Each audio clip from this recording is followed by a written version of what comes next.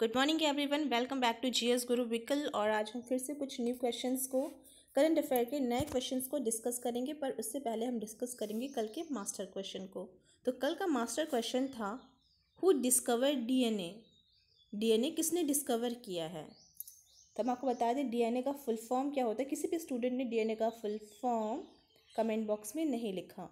DNA का full form होता है deoxy nucleic acid. Deoxyribo nucleic acid. तो इसको किसने डिस्कवर किया है, ये बात पूछी गई है। तो इसका करेक्ट आंसर है James Watson and Francis Crick. दोनों ही नाम इम्पॉर्टेंट हैं, दोनों को ही नोट कर लें, ठीक है।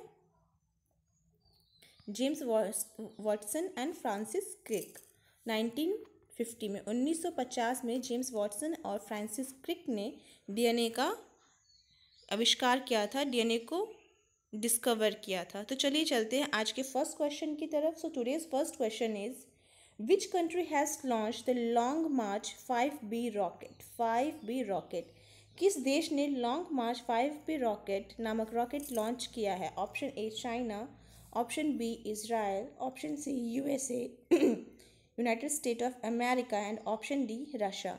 सो the correct answer of this question is option A, that is China. China ने Long March 5B rocket launch किया है। आपको बता दें कि जो लॉन्ग मार्च 5B रॉकेट है ये अब न्यू अपग्रेडेड वर्जन है। और इसकी क्वालिटीज़ स्पेसिफिकेशन की बात करें तो ये जीटीओ पे 14,000 kg तक ले जाने में सक्षम है। जीटीओ मीन्स ये जीटीओ पे 14,000 किलोग्राम का वज़न जो है वो ले जा सकता है। मतलब जियो स्टेशनरी ट्रांसफ़र ऑर्बिट में 14,000 kg ले जाने में सक्षम है। और बात करें लियो की, दैट इज़ LEO, मतलब lower earth orbit. Lower earth orbit में ये 25,000 kg तक पेलोड ले जाएगा या फिर ले जाने में सक्षम है, कुछ भी कह सकते हैं। तो ये दोनों ही पॉइंट को आप अच्छे से नोट कर ले। और चलते हैं नेक्स्ट क्वेश्चन की तरफ। So today's next question is, that is question number 2, which state has launch the scholarship portal under its मुख्यमंत्री युवा योगायोग योजना। किस राज्य ने अपने मुख्यमंत्री युवा योग योजना के तहत छात्रवृत्ति पोर्टल लॉन्च किया है? बहुत इंपॉर्टेंट क्वेश्चन है, इसको ज़रूर नोट करिए, ध्यान में रखिए। Option A Meghalaya, option B Sikkim, option C West Bengal and last option D is Tripura. So the correct answer of this question is option D, that is Tripura. Tripura is the correct answer of this question. चलते हैं next question की तरफ, that is question number 3. In a relief to customer, this PSB has introduced a new product, We Care Deposit for Citizen. किस सार्वजनिक bank ने ज्येष्ठ नागरिकों मतलब वरिष्ठ नागरिकों के लिए वी केयर डिपॉजिट नामक नया उत्पाद पेश किया है? Option A PNB, option B SBI, option C BOB and option D Canara bank. So option A Punjab national bank नहीं है। So correct answer is option B, that is SBI, state bank of India. State bank of India ने we care deposit for citizens को introduce किया है। चलते हैं next question की तरफ, दैट इज क्वेश्चन नंबर 4। और हम आपको एक चीज़ और बताना चाहेंगे कि SBI का हेडक्वार्टर जो है वो मुंबई में है। तो इस बात को भी ध्यान देना है कि SBI का हेडक्वार्टर कहाँ है? मुंबई में है। चलते हैं नेक्स्ट क्वेश्चन के, दैट इज क्वेश्चन नंबर 4। तो when did the state bank of India SBI founded?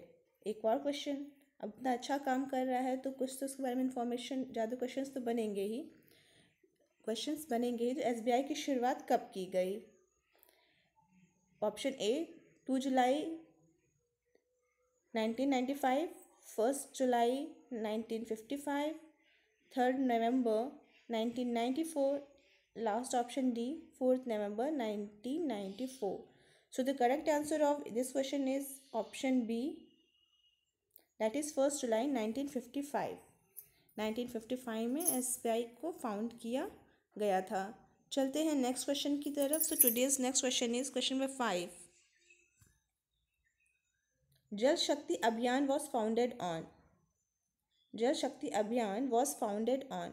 जल शक्ति अभियान कब शुरू किया गया? Option A 1 July 2010, option B 1 July 2019, option C 1 April 2012, option D 1 April 2009।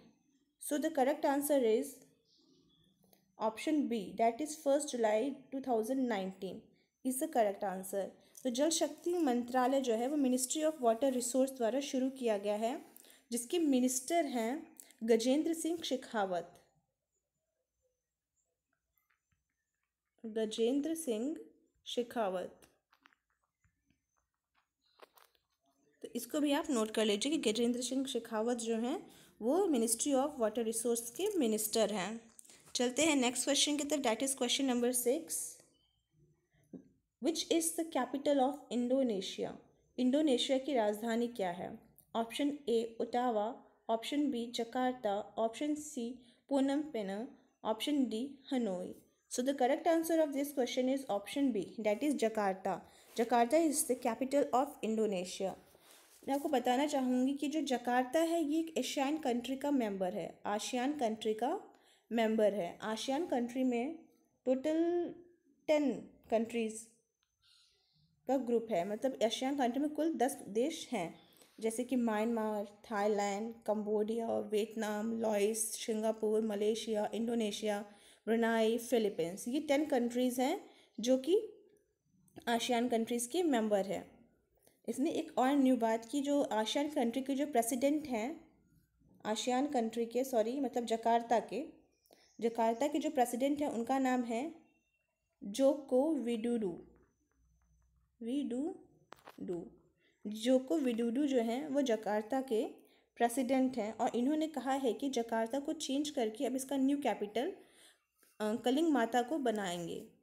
Jakarta को चेंज करके इसका जो कैपिटल बनेगा वो होगा कलिंग माता। तो ये बहुत ही इंपॉर्टेंट पॉइंट था इसके लिए, तो इन सारे पॉइंट्स को अच्छे से नोट कर लें। और साथ में एग्जाम में क्वेश्चन पूछा जाता है कि एशियान कंट्री में कितने मेंबर्स हैं, और ऑप्शन दे देगा कोई से भी कंट्रीज़ का नाम आपको बताना, तो इसलिए आपको पता होना चाहिए कि कितने 10 कंट्री तो हैं, तो उन 10 के नाम क्या हैं, तो उन 10 कंट्री के नाम को भी ध्यान में रखें।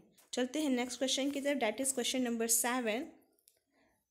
The headquarter of Asian development bank ADB is situated in. Asian development bank का मुख्यालय कहाँ स्थित है?